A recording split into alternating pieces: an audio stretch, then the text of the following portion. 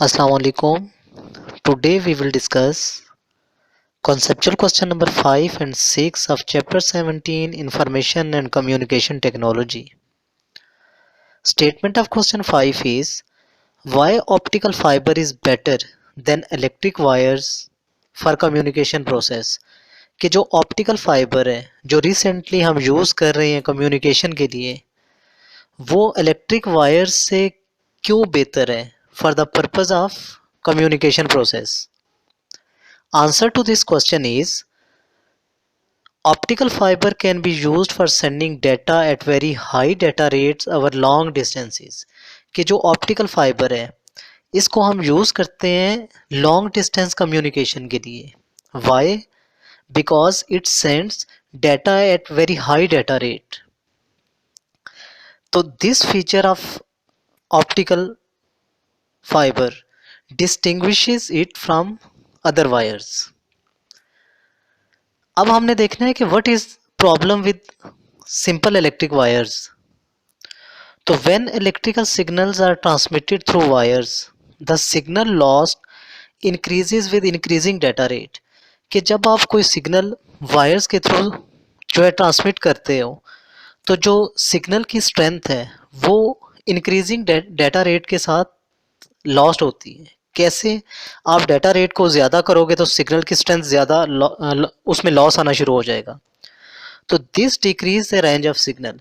तो इसकी वजह से क्या होगा, जो सिग्नल की रेंज है वो कम हो जाएगी. But when we use optic fibre transmit information over long distances via light. जो ऑप्टिकल फाइबर है it transmits information over long distances via light.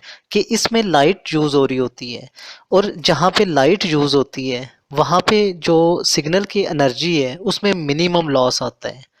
तो they have high bandwidth over long distances. क्यों? क्योंकि इसकी जो बैंडविड्थ है वो long distances के लिए भी हाई रहती है. तो the main advantage of optical fibre communication our electrical cable transmission is its high bandwidth capability.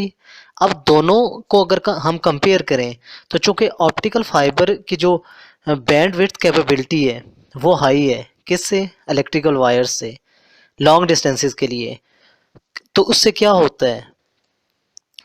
इससे ये होता है कि जो सिग्नल की स्ट्रेंथ है वो अगर आप सेम स्पेसिफिक वेवलेंथ यूज़ कर रहे हो तो तब भी क्या होगा, सिग्नल की स्ट्रेंथ बहुत मिनिमम उसमें लॉस आएगा.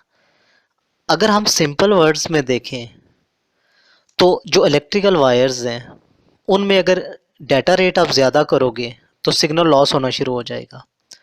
लेकिन चूँकि ऑप्टिकल फाइबर में लाइट यूज़ होती है तो लाइट यूज़ होने से क्या होगा, उसकी जो बैंडविड्थ है वो हाई रहती है. तो इसकी वजह से उसमें बहुत ही कम सिग्नल के अंदर जो है या सिग्नल की जो स्ट्रेंथ है उसमें लॉस जो है वो बहुत कम होगा. या आप कह सकते हो कि जो सिग्नल की एनर्जी है उसमें लॉस जो है वो बहुत कम होगा in case of optical fibre. लेकिन जो इलेक्ट्रिकल वायर्स हैं उनके अंदर जो सिग्नल में लॉस होता है वो ऑप्टिकल फाइबर से ज़्यादा होता है. तो that's why optical fibre is better than electric wire for communication process. Next question is question number 6. What is the storage capacity of hard disk greater than a floppy disk or DVD usually? तो basically इस question में हमने hard disk को floppy disk या DVD की जो capacity है उसके साथ कंपेयर करना है. तो answer to this question is an average hard disk drive today hold 1 terabyte of data. कि अभी जो एवरेज हार्ड डिस्क है उसका जो उसमें जो कैपेसिटी है डाटा सेव करने की वो 1 टेराबाइट्स है. But they come in size much larger than that also. लेकिन इससे भी ज़्यादा डाटा सेव करने की कैपेसिटी जिन हार्ड डिस्क की है वो अवेलेबल है. So 1 terabyte hard disk hold over 1200 times as much data as floppy drive. तो 1 टेराबाइट की जो हार्ड डिस्क है वो 1200 टाइम्स ज़्यादा डाटा सेव कर सकती है as compare to floppy drive. तो फ्लॉपी ड्राइव जो है उसकी मैक्सिमम कैपेसिटी जो है वो 1.4 मेगाबाइट के इक्वल है। तो जो हार्ड डिस्क अभी अवेलेबल है with maximum capacity those are up to 20 terabytes of capacity.